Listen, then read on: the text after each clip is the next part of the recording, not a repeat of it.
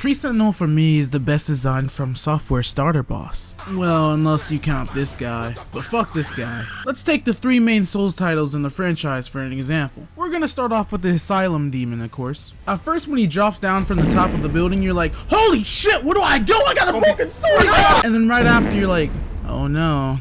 Let me just walk to the left a little bit. Oh no. Dark Souls 2, actually, I don't know. Let's skip that due to the fact that it's pretty easy for people who aren't used to the Souls formula to end up in a high tower area or fight the pursuer before you actually fight the last giant. Keep in mind, you gotta realize a lot of people aren't as big brain as the Souls community, so they end up squaring up with a pig or falling in the ocean somewhere. You're probably looking at me cross-eyed right now, but guys, you gotta keep in mind how accessible it is to people who aren't used to games like this. So, if starter boss isn't within sight, goodbye. Dark Souls 3. I really admired Gundyr. It felt like a battle that was just there to serve its purpose. Offered no gimmicks, no nothing. Not dying and appearing somewhere else as an intro. Not scaring the shit out of you off of bouncing at us on top of us from 100 meters in the air. You quite literally just run his fade. I'm not gonna overpraise him because honestly the samurai dude in their spawn gives you more of an ass whooping than him. But at least you get some value from him, like getting an early lesson of a second phase. When you fight Gundyr, it's like this. Block does the thing,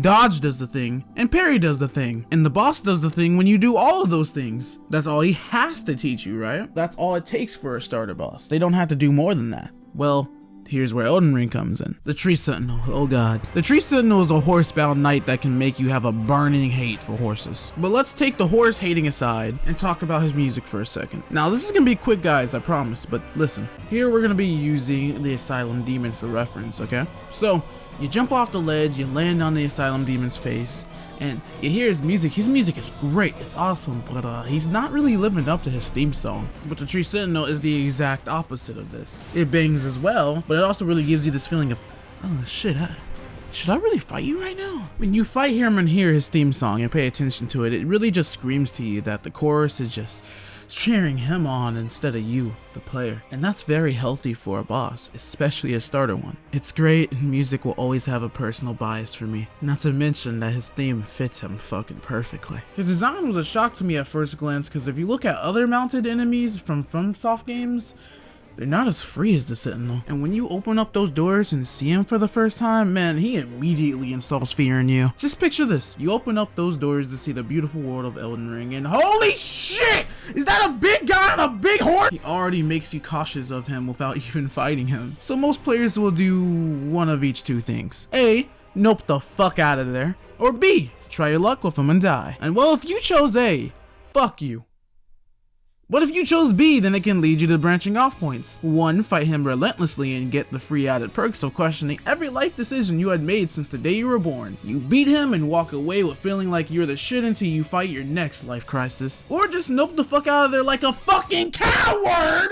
And, I don't know, go level up or something. Anywho, it's crazy, really. The starter boss of Elden Ring causes a conflict so great he actually makes you play around with the idea of coming back to him. Dude, are you not listening? That's a fucking starter boss doing that. Not to mention how good of a fucking teacher he is. Over on the Dogoverse, I have over 2 hours of footage of me fighting him. Jeez, man, yes, he spanked me that hard, but I was not leaving till I had his head on a platter. Listen, when fighting him the first time, you're a newborn baby. You're still learning how to jump, so how are you gonna fight the Sentinel? Well, shut up, you baby! It's time to speedrun and adapt! You'll probably charge at him and assess his moveset. This is natural for you to do with literally any boss in any video game. But he'll keep getting past that by doing a cheeky hip check and throwing you off your game. So at all costs, you start avoiding his horse's ass cheek he likes to slam into you. That's just one lesson learned. He often gets a lot of distance in between his attacks because he's on a fucking horse, which basically leads you with the options to run at him or wait for him to attack you. Don't do either of those things and just run, jump, attack him. It's crazy how I can actually tell you to jump attack someone now, right? Dude, he makes you value the jump button and I wasn't even used to it yet.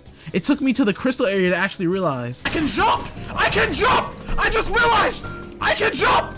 I can jump! I can't jump! But here's the Tree Sentinel giving me an early lesson on how jump attacking someone like him matters! You cover so much distance with it on fast break attacks and always get an opportunity to opt in or opt out with your attack with continuing to attack or iframing out. With this, you adapt a jump attack playstyle and learn how to get cheap shots on him whenever you can. You literally just jump attack him and roll out because you feel like it's safe to do. It is safe to do. The game wanted you to feel like it's safe to do. The Sentinel is literally teaching you the value of getting damage when you can. He also made me realize, holy shit, weapon arts are great now. Cause he'd flinch a little and I'd stop an annoying attack every time I poked him with my Halberd weapon art. So I started getting ballsy with weapon arts, like you should in Elden Ring. They're super viable now. Man, he was actively making me more and more aggressive the more I was fighting him. We were trading blows and making it feel like an epic battle of attrition. I found it amazing how that momentum he had so much fun flexing on me with shut down, all because I started simply just meeting him before he could attack me. Not only that, but he really makes you value critical damage as well. He does this really cool exaggerated stagger stumble back animation once you hit him after doing a crit, and now you start aiming to crit him and you start putting more and more pressure on him along with building up momentum of your own. Not only that, but you start mixing these crit slash jump attacks whilst finding a balance between each, which then makes you feel confident enough to throw in these little heavy and light attacks in between both. He's literally making you come out your shell and try new things. So what have you done, my friend? You obviously got him half health with your newfound momentum and confidence, just for him to take that momentum, jump in the air and drop it right on your head, being a fatal blow to your confidence. Yep, he really surprises you with a second phase. I'm sure Gundyr did this too with the transformation, but here's the difference, kiddo, and listen well because I'm only going to say this once. The Tree Sentinel has no visual cue of a second phase. Yep, he just gets Michael Jordan airtime and slam dunks his shield straight into your frontal lobe, leaving you to question to yourself what the fuck just happened. And he does this along with mixing these old and new moves together. But hey, kiddos, did you notice that? The starting boss of Elden Ring really grew along with you by adapting to your adaptation. Isn't that ironic? So what do? You adapt to his adapting of your adaptation. And side note, I haven't even mentioned how he deflects magic. Yep, he can do that. He likes to turtle behind his shield when approached with wizardry and shoot it right back at you. So what does he teach wizards? I don't know. Probably play like a bitch or cheese him or something, I don't know. But guys, wait, I forgot something else. Remember when I said there was 2 more branching off points? Nope out after getting your ass whooped, right? Well, you could always go get your horse and come right back and have an easier battle with him. So not only does he do all that, he makes you appreciate the perks of your horse a lot more. Cause most of the things I described to you won't need to do on a horse if you're a coward. But all jokes aside, that's a brilliant design choice, and you gotta love that player choice of freedom they gave us. Oh boy, wouldn't Aaron love that? Woo! Okay, kiddos, that's a lot of positives. So let's tally this. He puts fear in you on sight. When you open those doors for the first time and see the Tree Sentinel, you really think that's not something I want to do right now. But you're gonna do it anyway since you're not a coward. It makes you value the new game's mechanics. When approaching Tree Sentinel, the more and more I lost to him, the more and more I started valuing how to jump and optimize on my weapon art. He also makes you appreciate your horse by simplifying the fight with one of your own. He's extremely well designed, and I'm still shocked there's a free roam horse boss in the game since FromSoft has always struggled with the idea of just that. But hey, it looks like they achieved their dreams finally. He makes you cautious of his cheap shots. All the damn time he was hip checking me with his horse, so I was always on my toes trying my damn best to avoid that. When I get comfortable, he'd just do that, which all but did nothing but break my momentum. So like I said, you can't get comfortable around him. His OST installs an idea of this dude could kick my ass in the back of your head. He makes you fight aggression with aggression, but because you're so careful, you also know how to play passive so his horse doesn't throw his ass against your skull. Everyone likes a challenge, right? And boy is that second phase brutal. He already taught you how to fight him.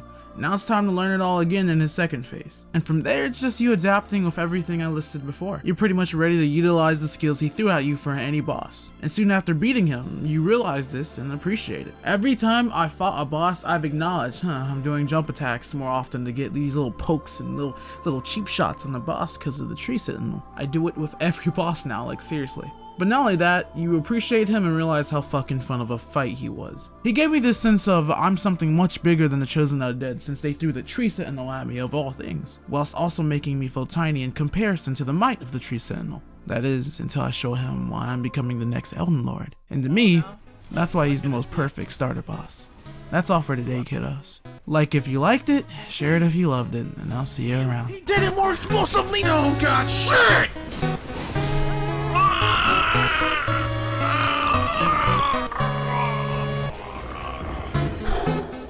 I'm not.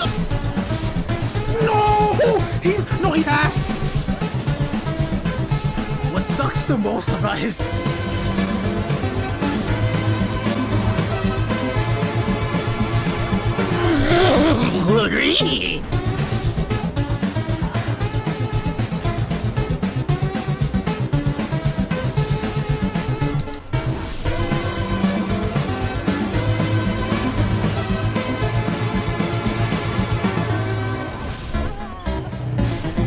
I can't believe I missed.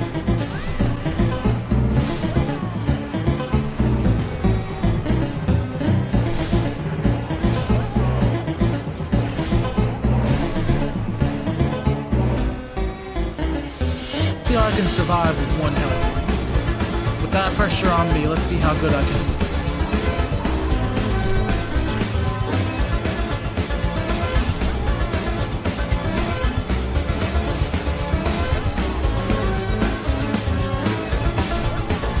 I told.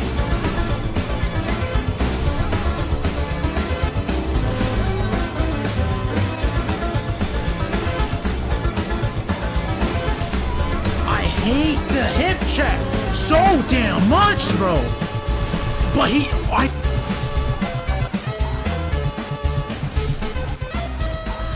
how come he does it at a corner? He can jump.